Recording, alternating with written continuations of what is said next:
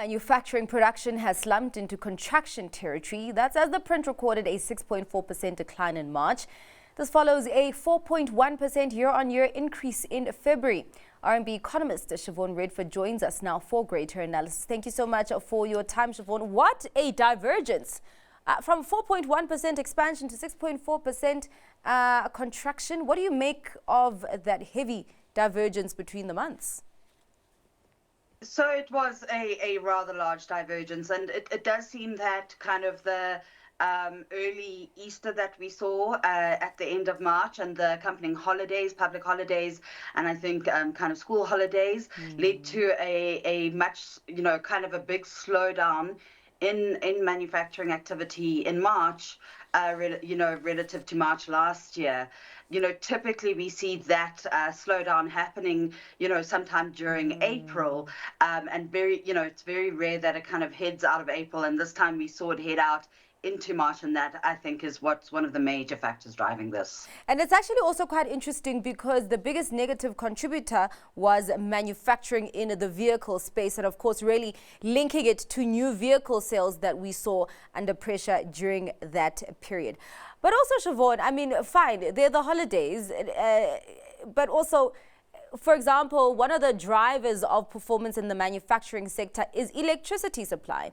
And electricity supply was actually better during this period. And I'm just wondering if the manufacturing industry just has not responded to that relief. I don't think it's so much that. I think it's poised and ready to do so. And, it'll be interesting to see what the outcome is come April, a full month with no load shedding. However, we are facing a different demand environment. So, your interest rates are now at kind of quite high levels, both domestically and abroad. And this is, weakening demand, which then means that there is less demand for what they're producing. So there's also the fact that you are seeing that kind of consumption, the impact of this hiking cycle that we've seen around the world really is starting to bite.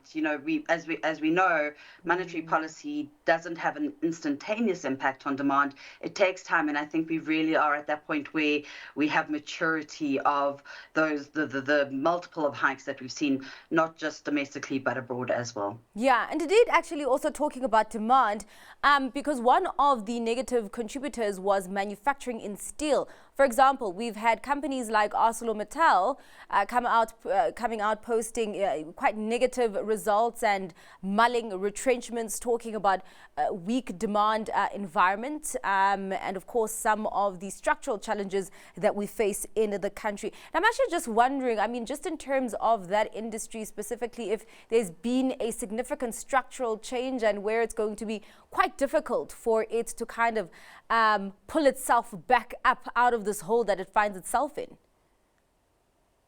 Yeah, I mean that is a very good question, and I think when we think about something like steel, it is going to remain a cornerstone of sorts when it comes to the construction industry. And it also does remain quite important even when we look at infrastructure. So, building even of some of our renewable energy type plants that we're seeing going up, not just in South Africa, but again around the world. And so there is a bit of a slowdown again, perhaps not as many houses. The construction sector in South Africa has, been in a bit of a slump for a while, and while it seems to have kind of hit its low, it's not exactly like we're about to shoot out the lights, building new kind of buildings. Industry in South Africa is struggling because we do have those structural constraints, and so that kind of infrastructure investment is probably on pause. We also have the uncertainty of elections, which also see businesses not maybe doing big kind of investments in the year of elections while they wait to see what happens. And again, not just South Africa but around the world, quite big elections in a number of important countries. So again, it's not just here, but it's around the world that it's happening. And over and above that, that, the property sector in China has faced a number of challenges recently, and that's also playing in demand for steel. So definitely at a low for steel, and possibly, at a point where, they might have to take some hard decisions. But I don't think that this is, the end of the steel sector, but it is, perhaps a period where they're going to have to tighten their belts until things get better. Yeah. We're looking at the sharp decline in March, Siobhan. When is that Easter holiday between March and April? Do you expect maybe things to clear up in April, or is it just not clear yet?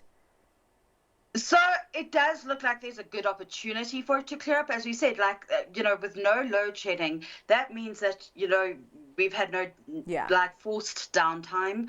At the same time, a number of manufacturing facilities will not have had to implement use their generators, which run off diesel during a time when diesel prices are elevated. So that's also been quite positive for production. Again, demand perhaps remains a bit constrained. Again, we do know that there are issues with water supply. There are issues with the ports. They have across the country, we've seen quite a big improvement since, kind of the final quarter of last year. But, that ebbs and flows depending on weather and, as we see with load shedding, where a lack of maintenance leads to unexpected breakdowns. And so these remain challenges to our manufacturing sector, but I would say my expectation is that it should look rosier come April, just because electricity, which really has been a big driver of weaker activity, has actually been really, really positive for April. All right. Well, thank you so much for your time and giving us your insights on that manufacturing production that we saw in March, Siobhan. That was R&B economist Siobhan Redford.